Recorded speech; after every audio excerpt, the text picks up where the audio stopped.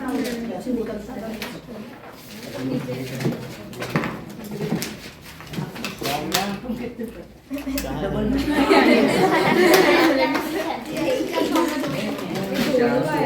आज क्लास में शांति रहेगी। शांति लगी नहीं ना क्लास है वो बोल रहा है। सौम्या तो इसमें आ गई। अरे अरे आ गई वहाँ से छोड़ना चाहिए। Am I audible, Saumya?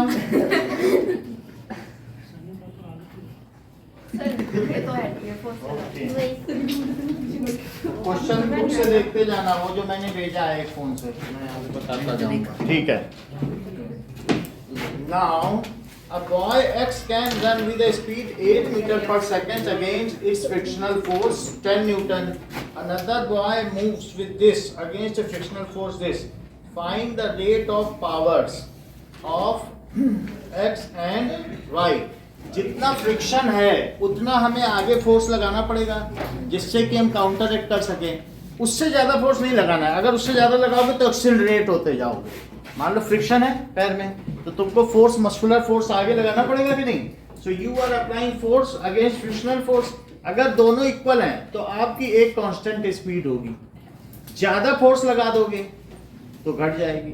Friction ज्यादा होगा कि रेत में तुम चल रहे हो तो तुम्हारी धीमी हो जाएगी। बात समझ में आई कि नहीं। सो इस तरीके से boys are applying force equivalent to frictional force to run with a constant और uniform speed. So boys are applying forward force equal to frictional force to run with uniform speed. Arpita, क्या आप मुझे ये बता सकती हैं कि पावर का क्या फार्मूला होता है स्पीड के टर्म्स में?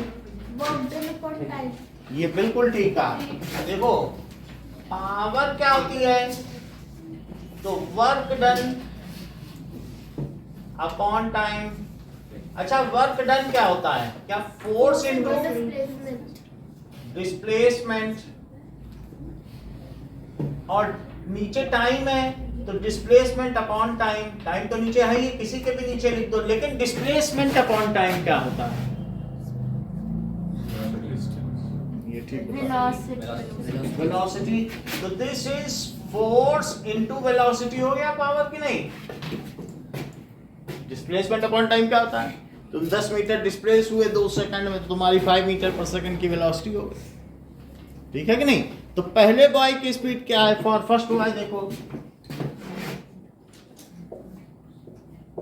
10 into 8, तो पावर इज इक्वल्स टू, उसने उसके ऊपर फ्रिक्शनल फोर्स कितने का है? 10 का, तो उतना तो वो लगा ही रहा है। और स्पीड कितने की है? 8, तो 80 क्या हुआ? 80 न्यूटन मीटर पर सेकंड। वॉट भी लिख सकते हो। वैसे तो न्यूटन मीटर पर सेकंड ठीक ही है, लेकिन वॉट कॉमन यूनिट है, तो क्या लिखी जा सकती है? और P1 लिखो फर्स्ट बॉय के लिए power. For second boy P2 क्या हुआ? F2 into V2। उसने कितना फोर्स लगाया? सो फ्रिक्शन उसके ऊपर 20 न्यूटन का था और उसकी स्पीड 3 की रही, तो 60 what. So find the ratio of powers P1 by P2 निकालें। Now so P1 by P2 is 80 watt by 60 watt। तो क्या आ जाएगा? 4 by 4 ratio 4 by 3 का रेशियो आ गया। Blood and lymph are two types of connective tissue present in our body. Both are fluid and have specific function in body. List a few points differentiating between these tissue. So let us differentiate between blood and lymph.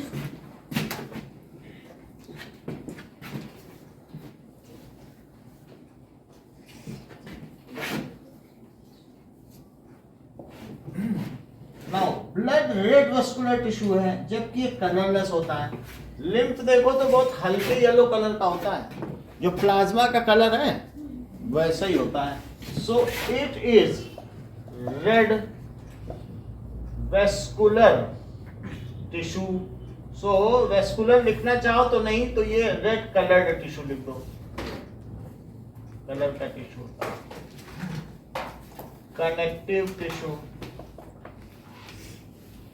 जबकि it is colourless connective tissue.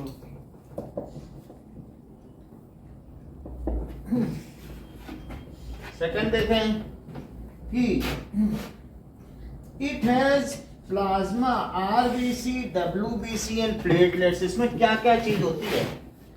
It has plasma तो होता ही है, RBC,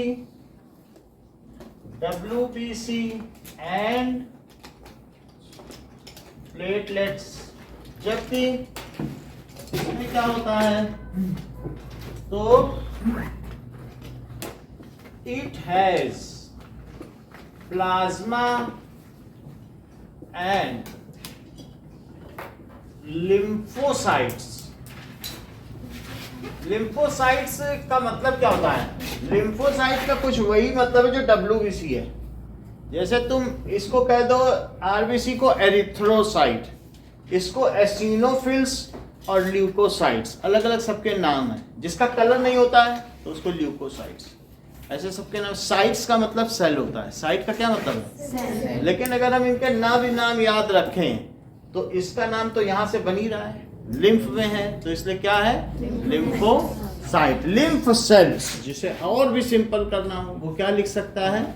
it is made up of lymphocyte का मतलब है lymph cell. It, आपने देखा होगा, it flows with in blood vessels. और जबकि प्लाज्मा, ये जो लिम्फ होता है वो बाहर से जो सेल के बाहर चीजें होती हैं उनको इकट्ठा करके सब क्लेवियन में यहाँ से डाल देता है, ठीक है। तो यहाँ पर एक अलग वेन आती है, तो उसके थ्रू, सब क्लेवियन वेन के थ्रू ये ब्लड हार्ट में गिर जाता है, लिम्फ। तो बॉडी के बाहर जो भी चीजें उनकी सफाई करेगा और सफाई करके फिर से उसको हार्ट में डाल देगा, फिर वो रोटेशन में हो जाएगा। समझ रहे हैं? लिम्फ का काम क्या है? एक्स्ट्रा सेलुलर फ्लूइड को इकट्ठा करना और इकट्ठा करके सफाई करना और फिर उसको मेन फ्लो में डाल देना। जैसे इधर उधर का गंदा पानी पड़ा है तो वो कोई जो है सीवर प्लांट है उसको सफाई करे, नदी में डाल दे, तो ये काम इसका है। और जबकि ये किससे फ्लो हो रहा है? It flows through blood vessels. It flows through blood vessels. So इसलिए ये इंट्रासेलुलर फ्लूइड हुआ। और जबकि क्या है? Now which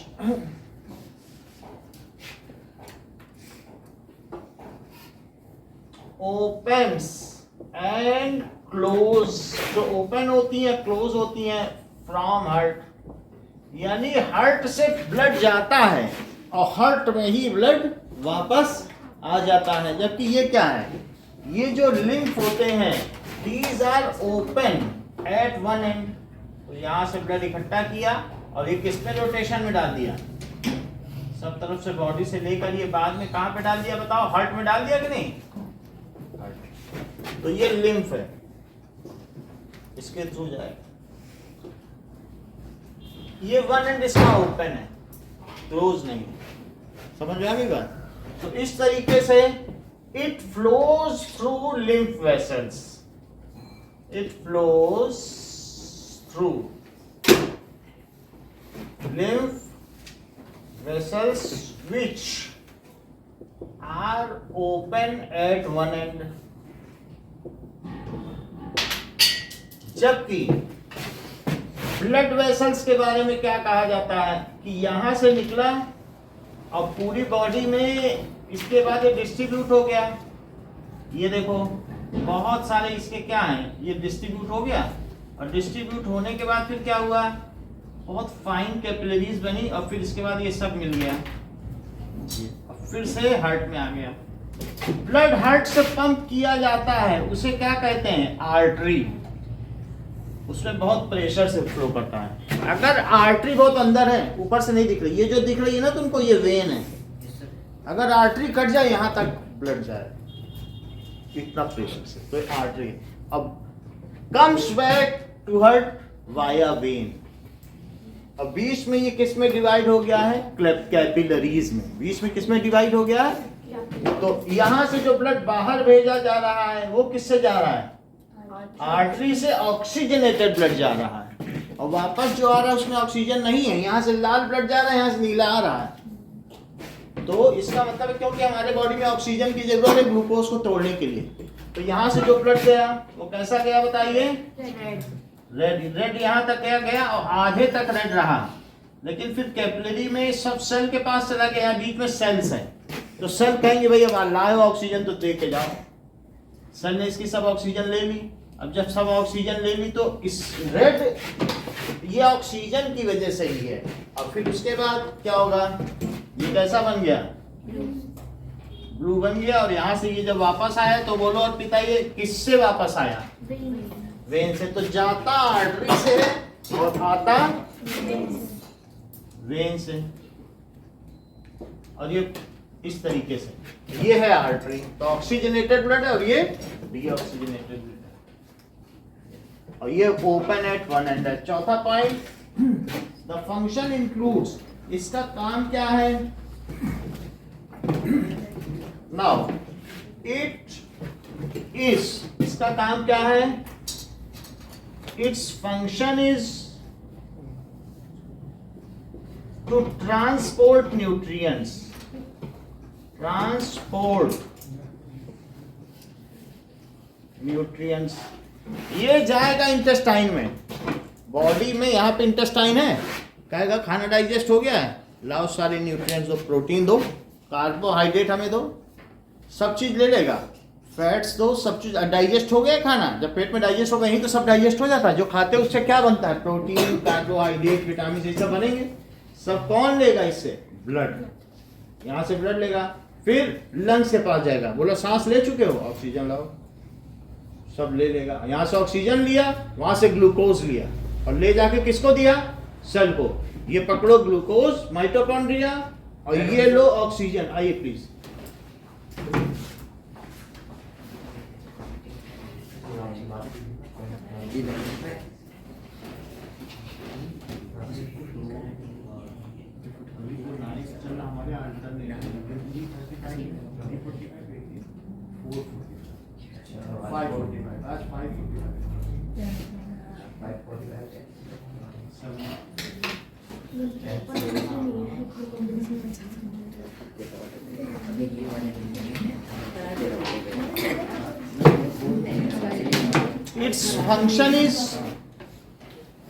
it's function is इनको कुछ तैयारी करनी है, जो चल रहा है ना एयरपोर्ट में भर्ती, तो 10th का पढ़ना चाहिए। तो अब देखो बात समझ में आई कि इसका फंक्शन क्या है? बोलो, डाइजेस्टिव सिस्टम से, इंटेस्टाइन से क्या लिया? न्यूट्रिएंट्स लिए, ग्लूकोज। और लंग से क्या लिया? ऑक्सीजन। ले जाके माइटोकॉन्ड्रिया दिया, लो माइटोकॉन्ड्रिया, ये पकड़ो ग्लूकोज, ये पकड़ो ऑक्सीजन, तोड़ो इसको और बनाओ एनर्जी, सबको बांटो। तो इसका काम है ट्रांसपोर्टेशन ऑफ न्यूट्रिएंट्स। और साथ में क्या करता है? अगर तुम वैष्णो देवी जा रहे हो, तुम्हारे पैर ठंडे हो गए बर्फ के पानी में बिल्कुल, तो ये ऊपर से गर्म खून ले जाएगा और पूरी बॉडी वहां ले जाएगा, तो पैर गर्म हो जाएंगे। It regulates the body temperature. ये नहीं कि जम करके वहां बर्फ जम जाए फिर काटना पड़ जाए, फ्रॉस्ट बाइट नहीं होने देगा। समझा? एक बार जम गया तो बर्फ जम के बढ़ जाती कि नहीं, और बढ़ जाएगी तो वेंस फट नहीं जाएगी, तो फट गई तो फिर तो फटी गई। तो इस तरीके से उसको कहते हैं फ्रॉस्ट बाइट, फिर वो अंग काटना पड़ जाएगा क्योंकि अंदर की वेंस फट गई। तो इसलिए इट रेगुलेट्स बॉडी टेम्परेचर। और जो हमारी बॉडी से वेस्ट है ले जाके यहाँ पीछे किडनी को देगा, चलो यूरिन के रूप में निकालो बाहर इसको। बॉडी कचरा पेटी नहीं है कि वहां तुम रखो, कहेगा निकालो बाहर इसको। डेली टू डेली दिन में 4 बार सफाई करो, 4 बार कूड़ा घर आना चाहिए, कचरे वाली गाड़ी। तो इस तरीके से supply nutrients, regulate body temperature and excretion of urine. समझ में आया कि नहीं? Excretion of waste substance, regulation of temperature. और जो लोग खराब खाना खाते हैं, मान लो किसी तरीके से जंक फूड इधर उधर का खाते हैं, तो उनका किडनी खराब हो जाता है, तो एक बार यूरिन बनाने का 700 रुपए लेता है, कहते नहीं डायलिसिस पे चलो। तो वहां जाएंगे तो वो भी 4 दिन में एक बार जाएंगे, 4 दिन तक पहले यूरिन रखो बॉडी में, तो ऐसा होता है। Regulation of temperature and excretion of किसका? Waste substance. और उनके पास से भी जाओ ना तो स्मेल आती है बॉडी से, क्योंकि वो कचरा घर बन जाते हैं जिसकी किडनी खराब हो गई। और ये क्या करेगा बताओ? So it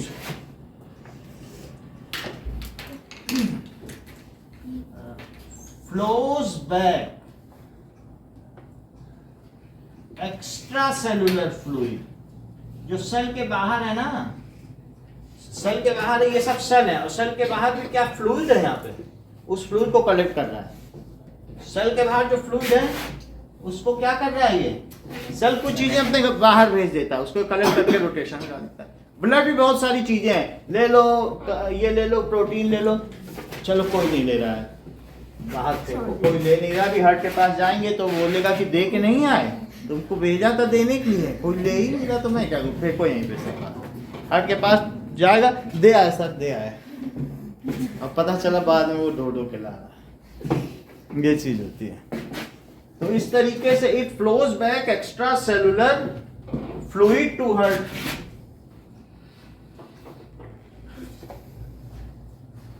after cleaning it, cleaning का काम लिम्फोसाइट करता है। ये जो लिम्फोसाइट है यही WBC है, WBC समझ आया? उसको साफ करेगा और साफ करके भेजेगा। इतना काम है तो ब्लड और लिम्फ का दोनों का फंक्शन है। अब देखिए next is Anita who has suffered chicken pox. हटा हुआ है, ठीक है, इसको कैंसिल करो। सब तो तुम लोगों में चैप्टर ही काट दिए।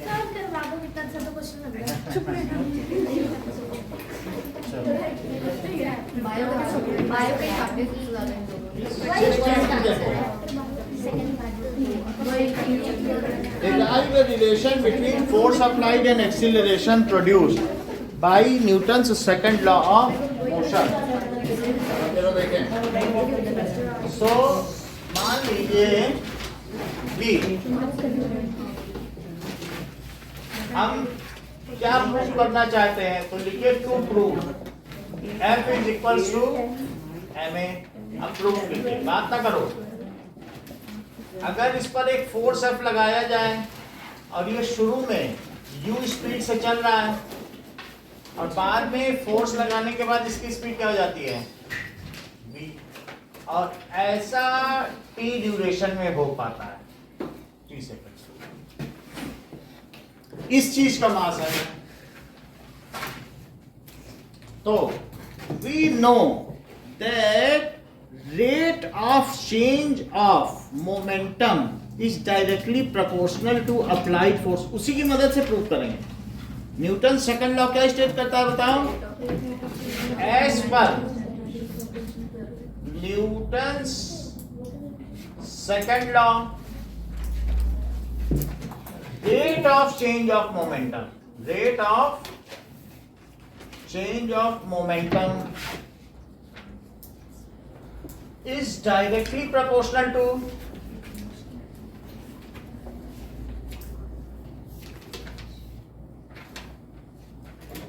applied force, and it takes place in the direction of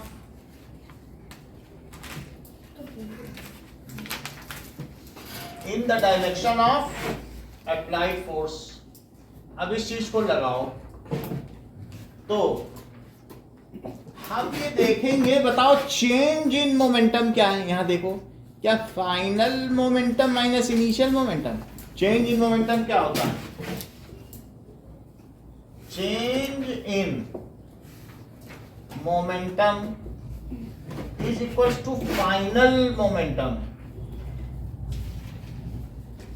और माइनस इनिशियल मोमेंटम। तो फाइनल मोमेंटम अंशिका क्या हुआ?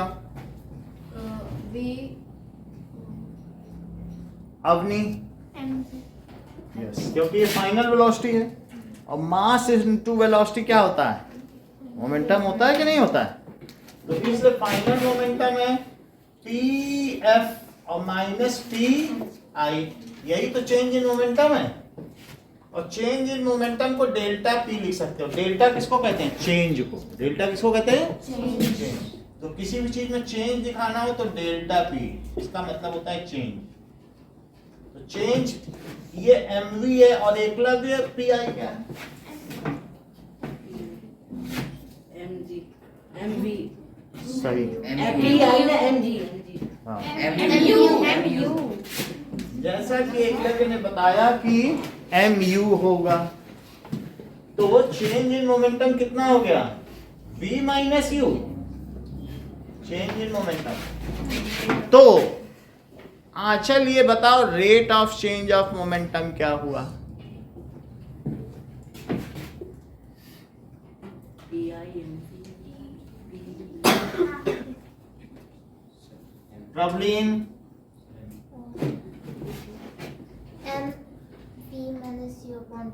सही है। That is rate of change. अगर किसी का रेट निकालना है कि पर सेकंड कितना चेंज हो रहा है तो डेल्टा पी बाई टी नहीं कर दोगे? और यहां कर रहे हो तो यहां भी करो, तो क्या लिखोगे? v minus you by t. और इस लॉ के हिसाब से ये किसके प्रोपोर्शनल है? Directly proportional to applied force. So इसलिए जो ये चीज है ये फोर्स के प्रोपोर्शनल है, rate of change of momentum. Rate of change of momentum is directly proportional to, ज्यादा फोर्स लगाओगे तो उसमें ज्यादा मोमेंटम चेंज होगा, भाग जाएगी गाड़ी बुलेट की तरीके। और धीरे धीरे बच्चा फोर्स लगाए तो वो बैलगाड़ी की तरह चलेगी, तब उतना थोड़ी ना चेंज होगा। और ज्यादा लगा दो, 300 सीसी का इंजन लगा दो, bullet भागेगी। So rate of change of momentum is directly proportional to applied force by second law of motion. So third point. ठीक है, अब देखो 2 पॉइंट तो मिटा दें। Yes. थर्ड पॉइंट ऐसा अब देखो F को क्या लिख दें? K और डेल्टा P बाई टी, क्योंकि ये K क्या है? Proportionality constant. जब कोई चीज प्रोपोर्शनल होती है, जैसे दो एंगल है 2:3 है, तो क्या उसे 2x और 3x नहीं मानते?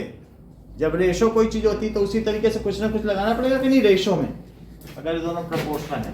आप जरा देखो डेल्टा P बाई टी की जगह आना क्या लिखें?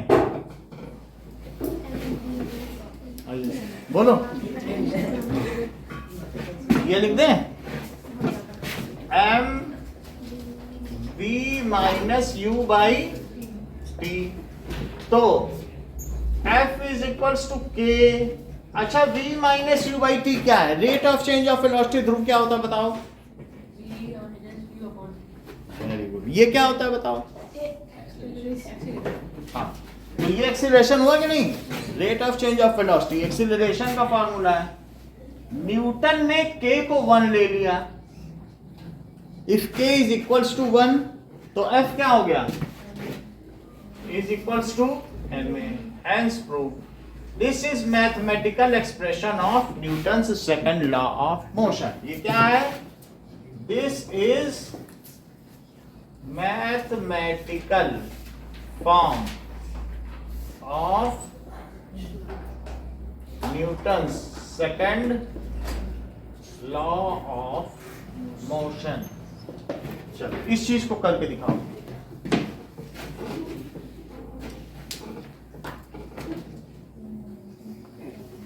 न्यूटन का सेकंड लॉ पियानी कर लेती हो कि समझाएं एक बार? सर एक बार समझा दीजिए। अच्छा, मान लीजिए कोई चीज पर फोर्स लगाओगे तो उसकी स्पीड बढ़ जाएगी, तो v पहले थी और बाद में धक्का लगाओ तो बढ़ नहीं जाएगी, ये हो जाएगी।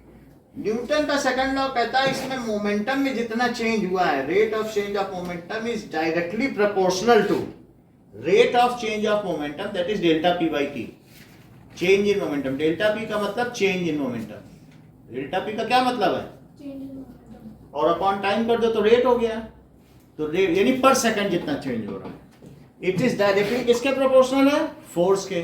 फोर्स ज्यादा लगाओगे तो क्या वो तेजी से भागेगा, जल्दी जल्दी चेंज होगा, और धीरे धीरे लगाओ तो धीरे धीरे। ज्यादा फोर्स लगाओगे तो ज्यादा चेंज होगा, ठीक है। चेंज इन मोमेंटम क्या होता है? फाइनल मोमेंटम माइनस फाइनल है पी एफ, इनिशियल है पी आई। पी का क्या फार्मूला होता है? M v. तो एम वी फाइनल मोमेंटम हो गया कि नहीं, और इनिशियल कितना हो गया? M u. कॉमन लिया एम, वी माइनस यू, ये तो चेंज इन मोमेंटम हुआ। और rate of change of momentum के लिए क्या टी से डिवाइड कर दो, और यही किसके प्रोपोर्शनल है? फोर्स के। ज्यादा फोर्स लगाओगे तो ज्यादा चेंज पाओगे। जैसे बुलेट है तो उसका इंजन 300 सीसी का, वो ज्यादा फोर्स लगाता है तेजी से भाग जाती है, और जबकि साइकिल में हम लोग पैडल मारते धीरे धीरे चलती है। तो ये बोलो प्रोपोर्शनल है। अब प्रोपोर्शनल लगा तो एक कांस्टेंट लगाना पड़ेगा। मान लीजिए किसी ट्रायंगल के 3 एंगल है 2:3 के रेशो में है, 2:3:4, तो 2x 3x 4x मानोगे कि नहीं उनको? तो वही प्रोपोर्शनलिटी कांस्टेंट यहाँ लगाया। तो अब बोलो डेल्टा p बाई टी की जगह क्या लिखें? M we minus you by t. और v minus you by T क्या होता है? क्या ये तो, और k को यदि 1 मान लिया जाए तो f is equal to m हुआ कि नहीं? सर ये लिख लो। हाँ लिख लो। सर एक बार मोमेंटम डिफाइन कर दो please. Momentum is the amount of motion contained in a body. It is product of mass and velocity. It is vector quantity, है ना? हम बताना। It is vector quantity and इसकी यूनिट क्या होती है? kg मीटर पर सेकंड।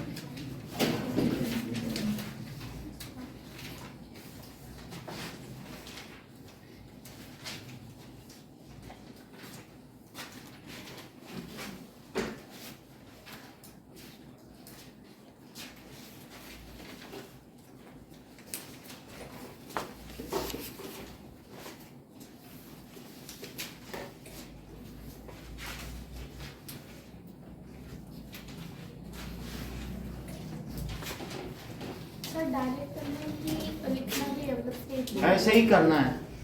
स्टेटमेंट भी लिखना हाँ है। स्टेट तो करना है। That is rate of change of momentum is directly proportional to applied force and it takes place, यानी change in momentum takes place in the direction of applied force। बोलो बात समझ में आई?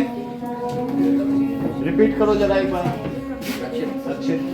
Rate of change of momentum is directly proportional to the force applied and it takes place in the direction of force applied. सही।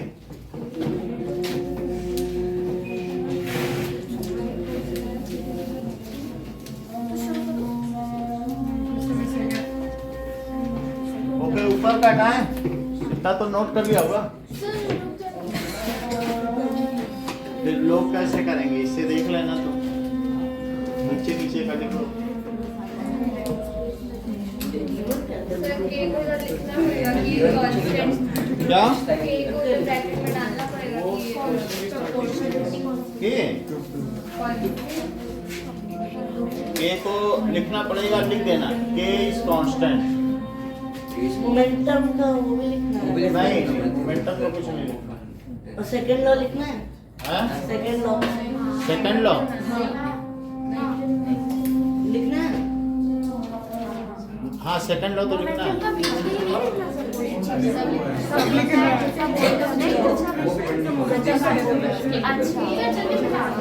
मिटा रहा हूँ। अब पागल है कि वो स्टेटमेंट नहीं तो लिखने तो लिखने मैंने ये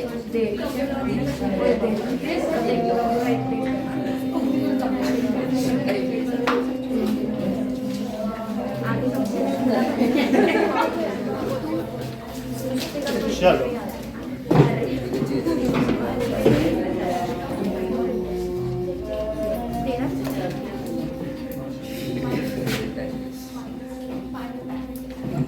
सर इतनी जल्दी मिटा अभी ने तो कहा मिटाओ, सर इसने कहा था मैंने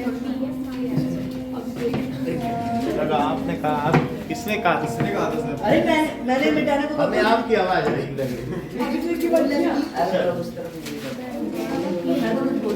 चलो चलो बंद करो, स्टार्ट करो। सिर्फ 16 ना हाँ, नेक्स्ट इज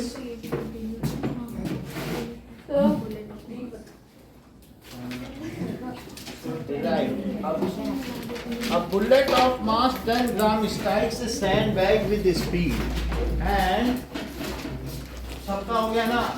आप भी पियानी जमा कर देना। चलो तो मान लीजिए बुलेट, इसी का क्वेश्चन है कंटिन्यूएशन में 16। ये सैंड बैग है और इस सैंड बैग पे क्या है? बुलेट स्ट्राइक करती है एंड इट स्ट्राइक्स, जब स्ट्राइक करती तब इसकी स्पीड कितनी है? 10 to the power 3 meter after covering the distance of 5 centimeters. based on the calculate the resistive force exerted by sound on the bullet, time taken by bullet to come to rest, resistive force exerted, ठीक है? इसमें ये नहीं लिखा है कि इस speed से कटती है और कम्स टू रेस्ट नहीं लिखा ना, इसको लिखना पड़ेगा। Bullet of mass 10 gram strikes a sandbag with speed after covering a distance of 5 centimetre it comes to rest. ये और लिख लो, after covering a distance of 5 centimetre है ना, क्वेश्चन पेपर में इतना और लिख लो, it comes to rest. 5 centimetre के बाद 5 सेंटीमीटर के बाद क्या लिख लो? It comes to rest. अब देखो, तो अगर मान लीजिए ये बुलेट आगे यहाँ चली गई, अब 5 सेंटीमीटर के बाद ये क्या हो गई? रेस्ट पर आ गई। तो ये डिस्टेंस कितनी है? 5 सेंटीमीटर को मीटर में बदलिए, या 0.05 मीटर। देख लो, 100 से डिवाइड कर लिया। अच्छा, जब इसने इसको स्ट्राइक किया तब इस पर कितना फोर्स लग रहा था? इसकी स्पीड कितनी थी? क्या इतनी थी? और जब रेस्ट पे आई तब इसकी स्पीड क्या है? तो इस ये 0 मीटर पर सेकंड पर आ गई। अब देखो, ये देखिए कि v square minus u square क्या होता है? 2s। Third equation of kinematics है। v square minus u square क्या है? 2as। v कितना है बेटा? सर वी बोलो। 10 मीटर पर सेकंड। करेक्ट। Zero. अच्छा सर Zero। जीरो अरे हाँ फाइनल वेलोसिटी 0 है। सर मुझे लगा इनिशियल इनिशियल कितनी है? 10 मीटर पर सेकंड। ये सबसे अच्छा होता है 1000 मीटर पर सेकंड। और कोई होता तो 10 बोलता, हाँ 10 क्योंकि इन्होंने देख कर बोला आर्यन ने। बहुत बड़ी बात है। 10 क्यूब। और 2 into a कितना है? सर 2 into a a की वैल्यू बताओ। सर 0.05। बहुत अच्छा। जैसे इन्होंने बताया a ही तो निकालना। अमितेश, इतनी बड़ी बात है, कह रहे ये निकालने तो बात ही बन जाए, तब तो फोर्स ही निकालना। इतनी कम एज में कितना जानने लगे। v square minus u square is equal to 2as। So 0 minus 1000 square करो, यही है 1000। देख लो 60, तो 1000 का स्क्वायर कितना होगा?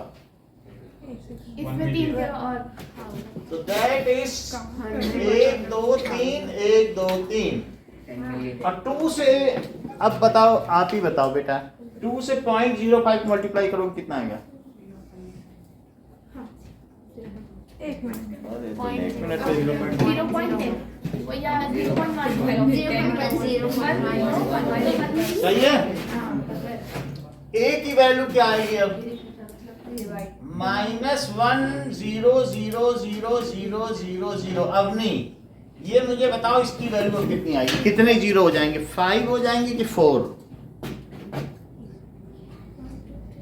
5 अगर एक जीरो नीचे करेक्ट, अगर मतलब सॉल्व किया जाए। आप बेटा? नेहा? हाँ आप बोलो। 7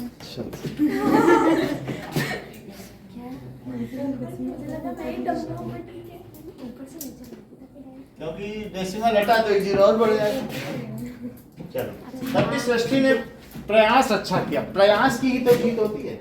करत करत अभ्यास से जड़मति हो सुजान, और रसरी आवत जात से सिर पर पड़त निशान। क्योंकि अभ्यास करने से ही जो जड़ बुद्धि है वो एक दिन सुजान बन जाएगा। अब जरा देखो, पहला हमारा क्या है? The resistive force exerted by sand on bullet. तो फोर्स का क्या फार्मूला है? ma। Yes, sir. ऐसा किस लॉ से है? Second. Second law of motion, गति के द्वितीय नियमानुसार। सो मास इसका कितना है बुलेट का? 5 ग्राम। 5 ग्राम का अचल क्या मतलब है केजी में? 10 ग्राम है, तो 10 ग्राम कितना होता है केजी में? केजी में 10 ग्राम है तो लिखो 10 ग्राम है तो 10/1000 कर दो तो वो केजी नहीं बन गया, है ना? केजी बदलना है। और नहीं तो ऐसा भी कर सकती हो कि 10 ग्राम इंटू नीचे लिख लो ग्राम और ऊपर लिख लो, तो ये भी तो एक यूनिट फैक्टर मेथड है। तो इससे ग्राम से क्या हुआ? ग्राम कट गया, और 0 से 0 कट गया तो एक 0 भी कट गया, तो 1/100 kg। तो बोलो 10 ग्राम किसके इक्वल हुआ? 0.01 kg। यदि ये इसके इक्वल हो गया तो हम सीधे ही क्यों ना लिख दें 0.01 kg। और A कितना है? -10⁻⁷ मीटर पर सेकंड स्क्वायर। अच्छा, लो अगर इन दोनों को मल्टीप्लाई किया जाए तो क्या आ जाए? 10⁹ की 10⁻10?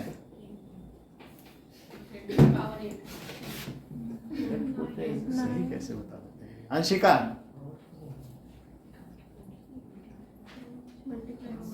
पियानी? मल्टीप्लाई नहीं होगी। ये ठीक रहेगा। साक्षी? 10 raised to प्रबलीन? ठीक कह रही है, साक्षी ने सही कहा। बोला जब ये 100 है और इसमें 7 जीरो है तो सर 2 कम नहीं करोगे? मतलब साक्षी कितनी प्रैक्टिकली सोचती है। हम लोग यहाँ कितना कर रहे हैं स्ट्रगल, और इन्होंने बटर की तरह, मक्खन की तरह बता दिया। भाई बोल रहे हैं ये 1/100 है, 2 जीरो कम तो करो। 5. तो -10⁵ न्यूटन। तो रेजिस्टिव फोर्स कितने का हो गया? -10⁵ न्यूटन। अच्छा, the time taken by bullet to come to rest. Second देखो, तो v इज इक्वल टू क्या होता है? u plus 80. Now Amitesh v क्या है? सर V हमारा सर हम सभी का है वो। 10 मीटर पर सेकंड। ये ठीक है। नाउ ठीक है, फिर भी ये सनी से भी बुलवा लेते हैं। v कितना है? हाँ। हाँ। कहनी है कि कुछ? हाँ, अच्छा 0। u कितना है? 10,000 मीटर पर सेकंड। 1000। और a कितना है? सर -10 माइनस 10 का वो 5 तो बोले हमको 7 और 7 में इंटू t। इसको उधर ले जाओ। तो क्या होगा 0 minus 1000 is equal to minus 10 to the power 70। ये माइनस 1000 हो गया और नीचे क्या लिखोगे 1 2 3 4 5 6 7 तो उधर t बचेगा, ये नीचे लिख दिया। 3 0 से 3 0 कटे और ये निगेटिव से निगेटिव कटा तो कितने आ गए 10 to the power 4. और ऊपर गया तो -4 सेकंड। तो कितने टाइम बाद वो रेस्ट पर आ जाएगी 10 टू द पावर -4 सेकंड बाद वो रेस्ट पर आ जाएगी। Now we will solve this question. Okay sir ले रहे हो क्या?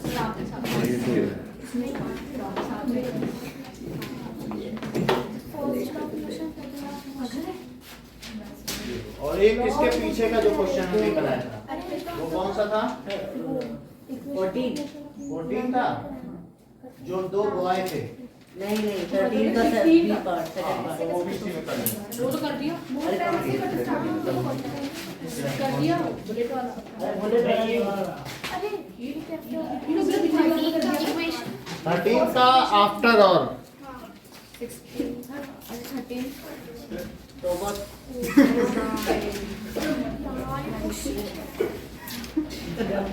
दो पेज में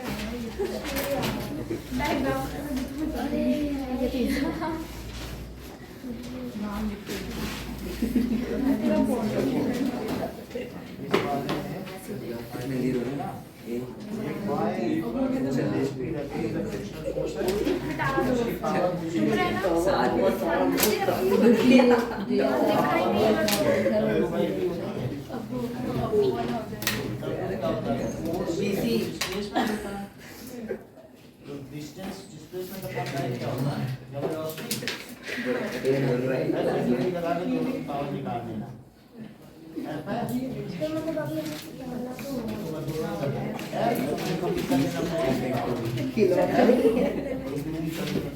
जितना प्रेशर है वही फोर्स लगता है दोनों को पावर लगेगी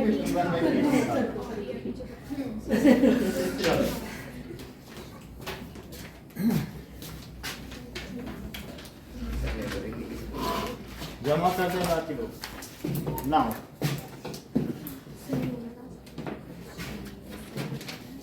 आफ्टर ऑल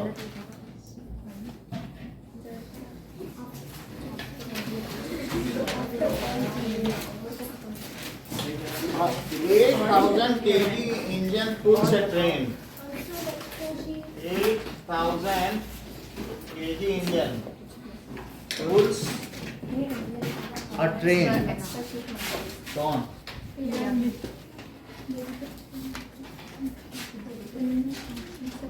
और किसी का लेना है तो जमा करो। तो अब इससे बहुत सारी बोगियां जुड़ी हुई है wagons.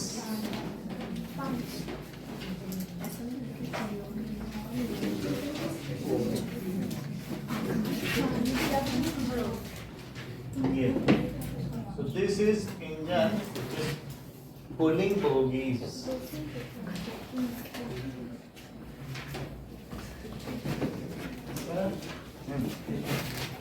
Live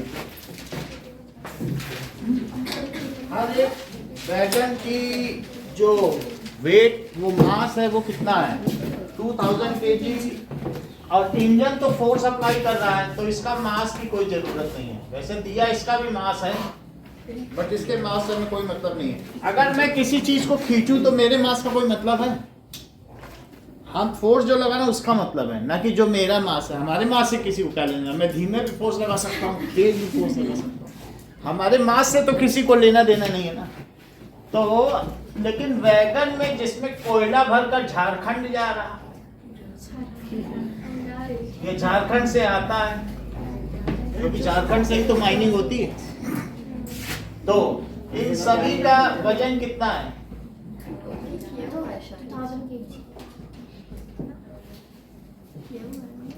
So what is the total weight pulled by engine? ये फोर्स अप्लाई कर रहा है सभी खींचे चले आ रहे हैं। Total mass pulled by engine is equals to mass of 5 wagons. यानी जमा करो, so 5 into mass of 1 wagon, तो कितना हो गया 10,000 kg. अब तेरा देखो कि और इंजन कितना एक्सर्ट फोर्स कर रहा है, so force exerted by engine it is equals to 40,000 की 4,000 40,000 न्यूटन. ये हो गया टोटल मास और ये हो गया फोर्स. तो net accelerating force, net acceleration force. अच्छा, इनके ऊपर एक फ्रिक्शन भी है जो पीछे एक कर रहा है, वो कितना है 5,000 न्यूटन. तो ये इंजन का फोर्स है और फोर्स बाय फ्रिक्शन क्या है, F E है 40,000. सर ये तो बुक वाला है. हाँ, और बोलो फ्रिक्शनल फोर्स क्या है, फ्रिक्शनल फोर्स हमेशा निगेटिव लिखा जाता है, मालूम है. तो फ्रिक्शनल फोर्स वो अपोजिट होता है ना. Minus 5,000 newton. तो नेट फोर्स क्या होता है, F1 plus F2. Net force is equal to F1 plus F2. तो पहला फोर्स क्या है 40,000 है और दूसरा फोर्स कितना है माइनस 5,000. एक कितना है तो दूसरा इतना हुआ, बोलो कितना हो गया 35,000 न्यूटन. तो नेट एक्सीलरेटिंग फोर्स कितना हो गया, द नेट एक्सीलरेशन फोर्स. ये पहले का आंसर है कि नेट फोर्स, दोनों फोर्स लिख दिए और दोनों को जोड़ दिया. आगे अगर जितना पीछे जो वो माइनस कर दो तो नेट फोर्स आ जाएगा कि नहीं. अब देखो अगला क्या है, द एक्सीलरेशन ऑफ ट्रेन. तो सेकंड के लिए क्या करेंगे, acceleration of train F is equals to m into a. तो 35,000 is 10,000 total mass into acceleration. तो acceleration कितना हो गया और 10,000 अगला भी कितना आ जाएगा आंसर 3.5. हाँ, सो 3.5 मीटर पर सेकंड स्क्वायर ये एक्सीलरेशन हो गया. जरा देखें, ये सेकंड लॉ ऑफ मोशन इसमें लिखना पड़ेगा आपको. It is due to second law of motion. ठीक है. अब देखो कि फोर्स ऑन वैगन 1/2 ये आपके में कटा हुआ है, इसको कट कर लो. थर्ड पार्ट नॉट डिलीटेड हो गया, अभी बुक से भी हटा दिया क्योंकि उसमें 11-12 का कॉन्सेप्ट लगता है. Third part deleted.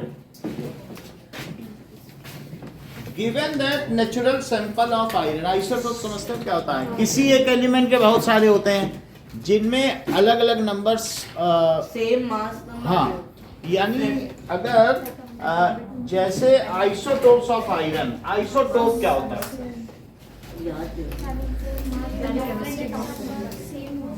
different kind of atoms of same element having different mass number and same atomic number. उनका एटॉमिक नंबर क्या होगा,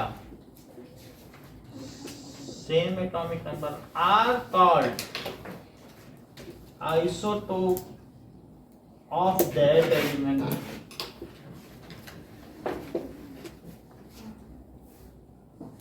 for example isotopes of hydrogen क्या है?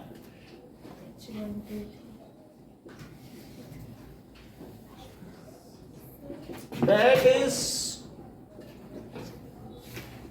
1H2 और 1H3. इनमें इनका एटॉमिक नंबर क्या है आर्यन? ये नीचे वाला है ना, क्योंकि एटॉमिक नंबर क्या होता है बताओ? क्या नंबर ऑफ प्रोटॉन्स, उन्हीं को एटॉमिक नंबर कहते हैं. तो एटॉमिक नंबर 1 1 1 और अंशिका इन सभी का मास नंबर क्या क्या है? That is proton plus neutron. Proton और प्लस जो कि हुआ 1 2 3. अंशिका क्या आप मुझे ये बता सकती हैं कि प्रोटियम में कितने न्यूट्रॉन हैं?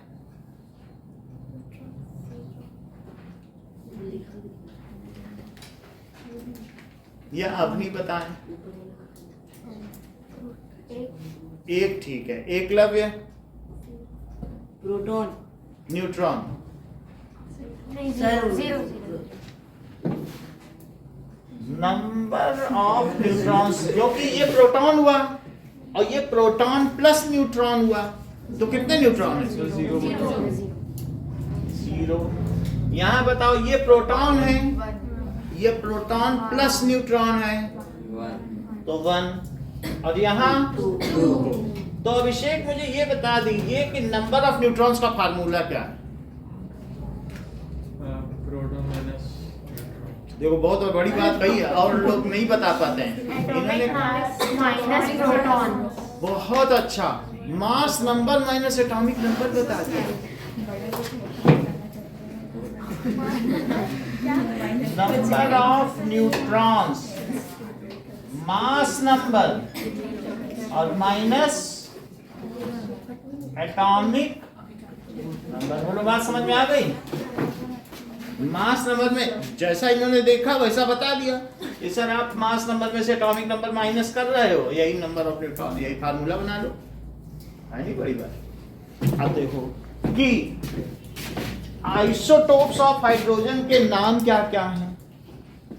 प्रोटियम, ड्यूटेरियम और ट्रिटियम. प्रोटियम, ड्यूटेरियम और ट्रिटियम. ये देखो, यानी इसके सेंटर में एक प्रोटॉन है और एक इलेक्ट्रॉन है.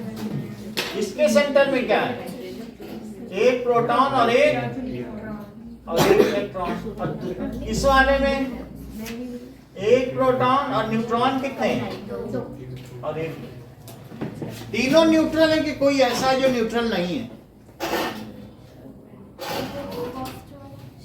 ये ठीक है. क्या नहीं सर, जब हर एक में एक प्रोटॉन और एक इलेक्ट्रॉन है तो आप कैसे ऐसी बातें कर रहे हैं? बहुत बड़ी बात है. मैंने कहा एक प्रोटॉन एक इलेक्ट्रॉन है तो सभी न्यूट्रल हुए, और फर्स्ट वाला तो हुआ ही जैसा कि इन्होंने कही. तो all are, atom is a neutral, atom itself is a neutral thing. जब नहीं तो आयना हो जाए. तो इसका नाम इन्होंने क्या बताया? प्रोटियम. ये ड्यूटेरियम. और ये क्या है? ट्राइटियम. 3 चीज समझ में आ गई. सो अब जरा देखें, इसका ये इलेक्ट्रॉन भाग गया. भाग भी तो सकता है, किसी का क्या भरोसा. तो अगर ये भाग जाए तो इसका नाम पड़ जाता है ड्यूट्रॉन. क्या बन जाता है? और इसका भाग जाए तो क्या बन जाए? प्रोटॉन ही ना बन जाए. भाई प्रोटियम के नाम पे तो प्रोटॉन पड़ा है, कि प्रोटॉन के नाम पे प्रोटियम पड़ा. इसका इलेक्ट्रॉन भाग जाए तो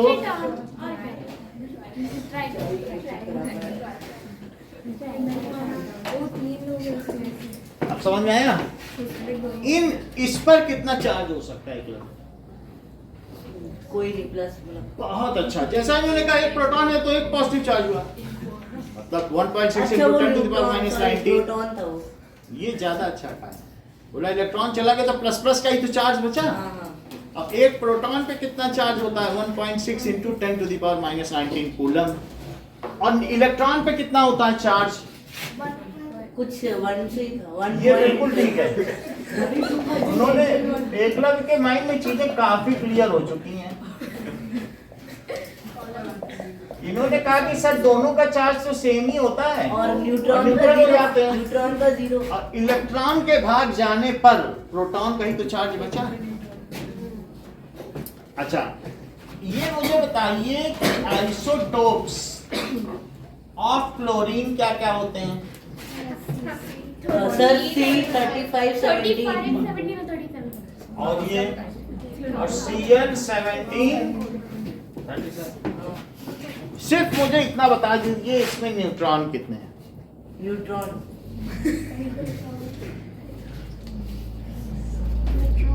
20. और इसमें 30. 80। चलो, isotopes, Dhruv isotopes of carbon बताओ। C12 C12 14.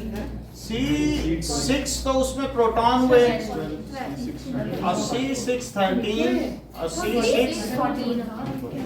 अच्छा, अब यहाँ तीन चीजें बतानी है, प्रोटॉन, न्यूट्रॉन और इलेक्ट्रॉन।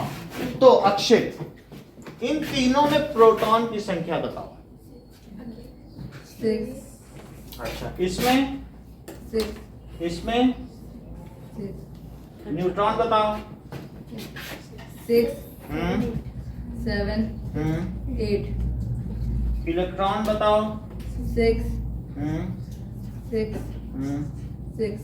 छक्का मारा.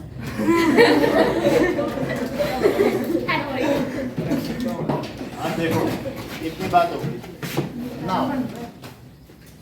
एक चीज और आपने पढ़ी है, आइसोबार्स. ये बहुत अच्छा कर दिया, आइसोटोप ऑफ ब्रोमीन। अच्छा तो ब्रोमीन जो है सर, ये नहीं बुक में नहीं था ये. बताओ इसकी वैल्यू बताओ, ऊपर क्या क्या लिखे एक्सरसाइज में। 79 और 35 और 81 और 31. हर चीज आपको। 35. अच्छा सर. और ये कितना है? 81. अच्छा, एक्सरसाइज में आइसोटोप ऑफ ऑक्सीजन भी बताओ।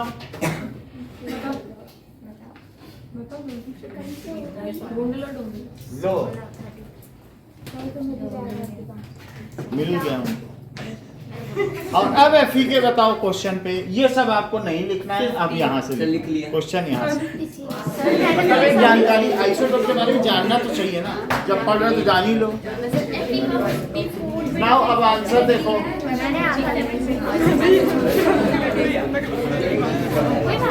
नाउ आइसोटोप कितना है एफी का? 26, 56, 54, 26, 56 और 26 और 57। 3 है ना सर? हाँ, इन द रेशो 5%, 90% एंड 5%। ये कितना है? 5%. ये 90%. 5%. और ये 5%। ये चीज़। अब जरा देखो, तो आपसे पूछा जा रहा है एवरेज एटॉमिक मास। सर ये करा था यार, एक एग्जाम में भी दिया था यार. चलो, हाँ नाउ लिखो average atomic mass, mass weighted mean of all isotopes of that element present in that sample is known as average atomic mass. Mass weighted mean है। सर बाई 100 होगा ना नीचे. ये बिल्कुल ठीक है। ऑफ, ठीक है, all isotopes। मैंने ये क्वेश्चन दिया ही नहीं था और किया था, याद है मुझे। present in that element as per their abundance,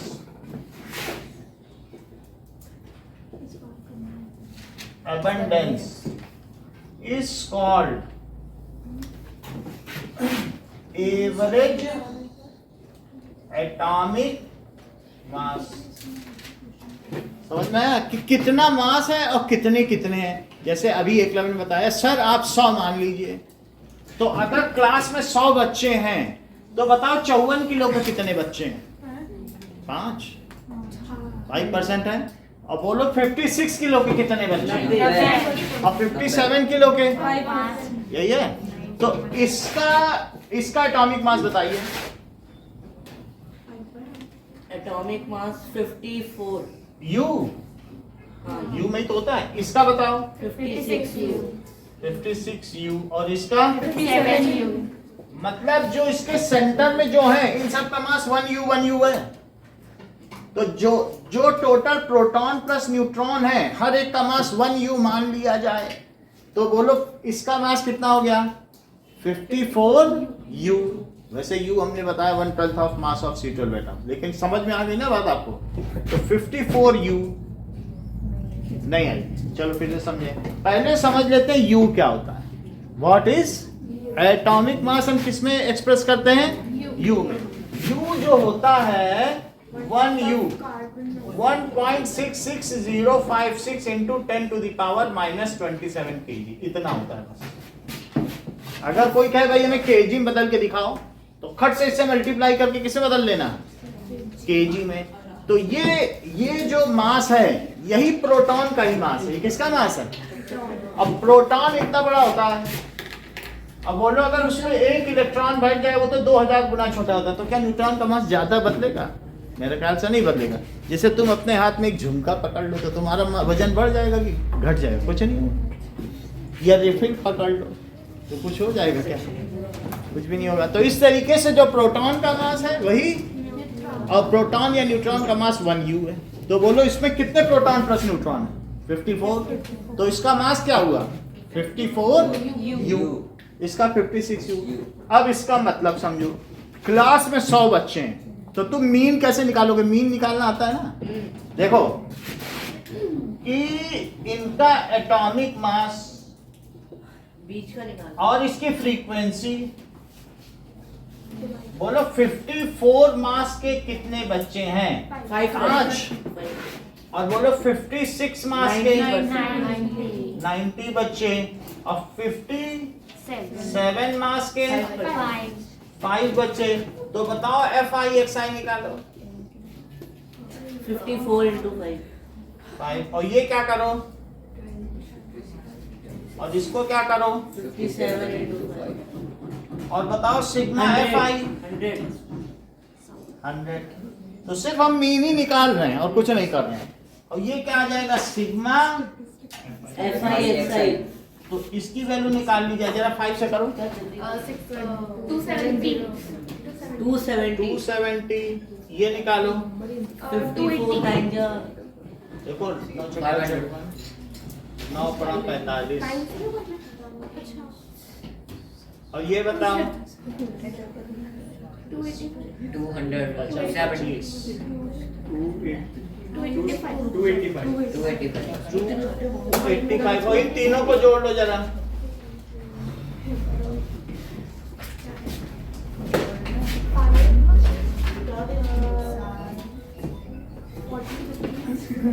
$5,495. तो x बार क्या हुआ? एवरेज एटॉमिक मास. x बार 6495. सिग्मा FI हाँ 5000. और सिग्मा. तो जैसा कि बताया 54 बाई, अगर 100 से डिवाइड कर दे तो कितना आया? 5.495. सही है. इसका आंसर चकला. बोलो बात समझ में आ गई? एवरेज का मतलब है उनका मास वेटेड मीन. ये मास है उनके उपलब्धता के आधार पर. जो ज्यादा एबंडेंस है उसका उससे मल्टीप्लाई भी होगा. अगर ज्यादा बच्चे 57 के हैं तो 57 के आसपास आएगा. मीन ही है. Mass weighted mean as per their abundance is called average atomic mass, mass weighted mean of all isotopes of an element as per their abundance. Abundance का क्या मतलब होता है? उपलब्धता के आधार पर, as per their availability, as per their percentage, ठीक है ना। अबंडेंस किसको कहते हैं? उपलब्धता, दैट मीन्स अवेलेबिलिटी, कितने अवेलेबल है। तो वही किया, उसको उसे वेट कर दिया, तो जो ज्यादा थे क्या उन्हीं का ज्यादा वेटेज नहीं आएगा? मास वेटेड मीन पहले मास का निकाला और एस पर दिया, तो कितना आंसर आ गया? 54.95। अब देखें नाउ, वो दूसरा मेथड नहीं होता। हाँ तो लिखो average mass of, average atomic mass of isotope, atomic mass of टोप is equals to atomic mass of first isotope into its percentage plus atomic mass of second isotope into its percentage plus third isotope into its percentage. Bracket लगा दो, divided by, जरा आगे देखो, तो ये दूसरा formula है कि पहला आइसोटोप कितना है? क्या 54 है और उसकी परसेंटेज क्या है? दूसरा आइसोटोप 56 है, उसकी परसेंटेज क्या है? और तीसरा आइसोटोप क्या है? उसकी परसेंटेज 5 और डिवाइडेड बाई 54 इंटू 5 क्या आया? 270। दूसरा क्या आया और तीसरा क्या आया? 285 और बाई 100, तो ये कितना आया? 5495 बाई 100, तो क्या आ गया? 54.95 जूल। समझ में आई बात? अब देखो कि 17 का सेकंड क्वेश्चन इस साइड का हो गया।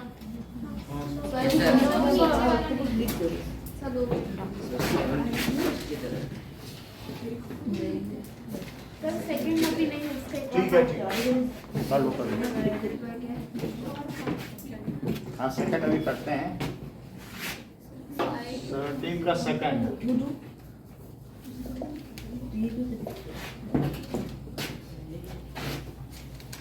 Relative atomic mass of boron is 10.8। Relative का मतलब एवरेज एटॉमिक मास। रिलेटिव एटॉमिक मास का दूसरा नाम क्या है? एवरेज, अभी लिखवा रहा हूं, एटॉमिक मास। तो इसी को कहते हैं, कितना दिया है? 10.8। तो अब बताओ एवरेज एटॉमिक मास का फार्मूला क्या होता है?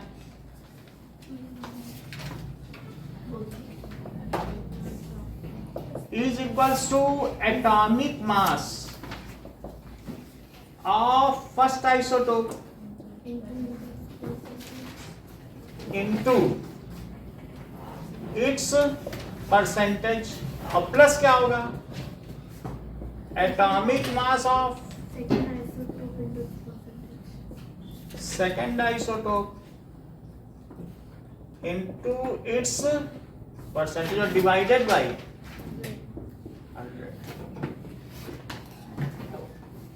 अब ये सारी वैल्यू रख दो और जो एवरेज एटॉमिक मास है वो भी रख दो। एवरेज एटॉमिक मास कितना दिया है?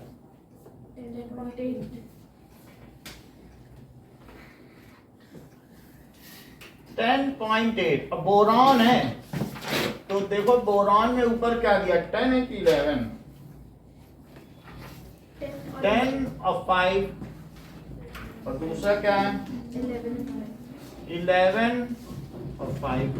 लेट इट्स परसेंटेज, ये x% है तो दूसरा कितना होगा? 100 माइनस, मान लो ये 30% है तो बाकी इसी का परसेंटेज तो हुआ। दो आइसोटोप है, दो ही बोरॉन में है, अगर एक 50% है तो दूसरा भी 50% है, एक 30% है तो दूसरा 70% है, एक का जो होगा वो माइनस नहीं करना पड़ेगा। तो पहला आइसोटोप का मास है 10U और इसकी परसेंटेज कितनी है x, दूसरे का कितना मास है देखो यहां से 11U और इसकी परसेंटेज कितनी लेना है 100 माइनस और डिवाइडेड बाई क्या कर लें, क्या ये चीज इधर चली आएगी तो कितना हो जाएगा 100 से मल्टीप्लाई करो, that is 1080U is equals to 10XU और प्लस 11 से मल्टीप्लाई करो तो क्या 1100U और माइनस 11XU, सब 100 उधर ले गए, 100 उधर ले गए ना, तो 1080 हुआ, समझ में आ गया। अच्छा 10XU में से 11XU है तो इससे कितना आएगा बताओ, इसको उधर ले जाओ तो क्या आ जाएगा 1080U में से कितना घटाओ, सर हाँ तो 56 into 90 में 504 आएगा। 5040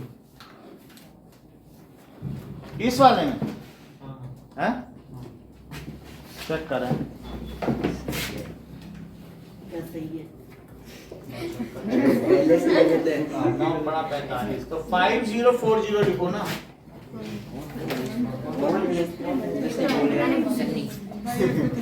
तो अब जोड़ो फिर ये भी गलत होगा नहीं यहाँ पे ये टोटल क्या है? क्या 5 5 करो, ये अब ये जो 5 करिए और यहाँ भी 5 करो, यहाँ भी 5 यहाँ भी 5 तू नहीं बता, चलो अच्छा बताओ 10x माइनस 11x कितना होता है, यू तो यूनिट है लेकिन तुम ये बताओ 10x माइनस 11x कितना होता है। यू अगर आप चाहो तो छोड़ भी सकते हो, इस स्टेप के बाद यू हटा दो सारे, समझ में आई कि नहीं, यू तो यूनिट है ना, यू छोड़ दो, यहाँ तक यू लिखा है लेकिन छोड़ दो, बोलो माइनस एक्स नहीं हुआ भाई, 10 समोसे में से 11 समोसे तुमने खा लिए तो -1 समोसा एक्स्ट्रा नहीं खा लिया, जो अभी बना ही नहीं उसे ही खा लिया, 10 में से 11 नहीं खा लिया, अच्छा हमें क्या पता है। तो -20 ये कितना आया, -20 इज इक्वल्स टू -x, तो x कितना आया 20%। तो बताओ कौन सा आइसोटोप 20% है, बोलो। So boron 510 is present 20% in element boron, और दूसरा बताओ 511 कितना प्रेजेंट होगा 100 माइनस 20% जो कि कितना होता है इन ये बात समझ में आ गई। नाउ इसका फर्स्ट और सेकंड पार्ट करके दिखाइए। सर 1080 में से 1100 माइनस क्या हाँ तो ठीक है, 1080 में से 1080 में से थोड़ी ना होता है, 1100 में से होता है, जब उल्टा माइनस होगा तो बड़े का साइन लगा दिया।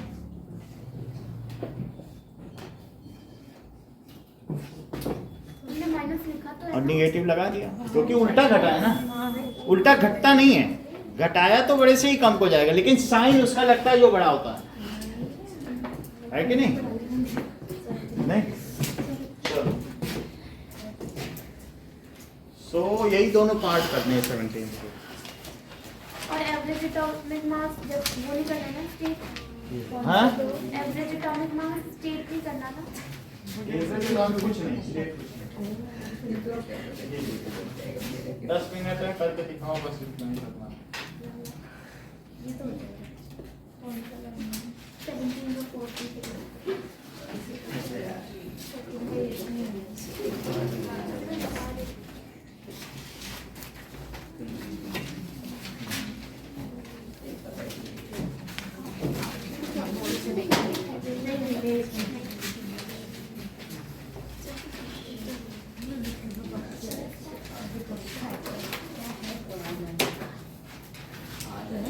ये भी बुक का ही क्वेश्चन है, बट ऑक्सीजन के टर्म्स में दिया, थोड़ा फर्क है। ऑक्सीजन का सवाल है बुक में, और ये इनका हटा दें अभी।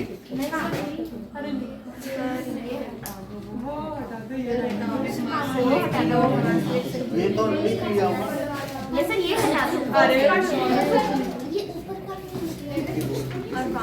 ये दो अलग अलग वे हैं, चाहे ये कर लेना या ये कर लेना। ये मेथड यूज कर सकते हो, ये वाला उसमें भी। वो मैंने स्टैटिस्टिक्स के मेथड से इसलिए बताया कि कोई नई चीज नहीं है, जो स्टैटिस्टिक्स में वही वो है। जरूरी नहीं है।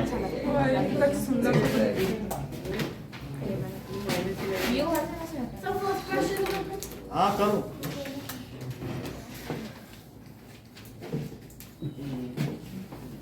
चलो आना, नोट कर लिया, इसको हटा दें। सर एवरेज इकोनॉमिक मार्क्स का वो डेफिनेशन। बस बस अब यहीं से आप लोगों की विदाई है। Thank you. सर हाँ एवरेज इकोनॉमिक मार्क्स का डेफिनेशन। नहीं, आप फार्मूला लिखिएगा किसी सवाल में, अगर वो दूसरे मेथड से कर रहा है फिर ही फार्मूला। तब नहीं लिखना है। चलो बात नहीं करो, एवरेज एटॉमिक मास बात नहीं करो।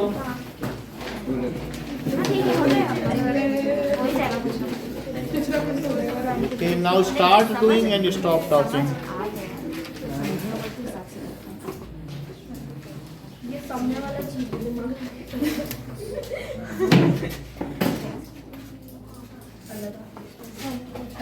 बात नहीं करो, बात नहीं।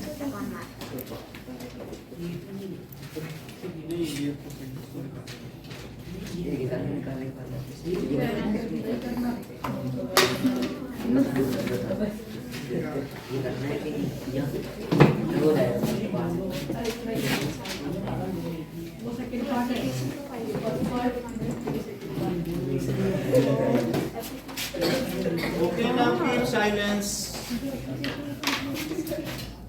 Which means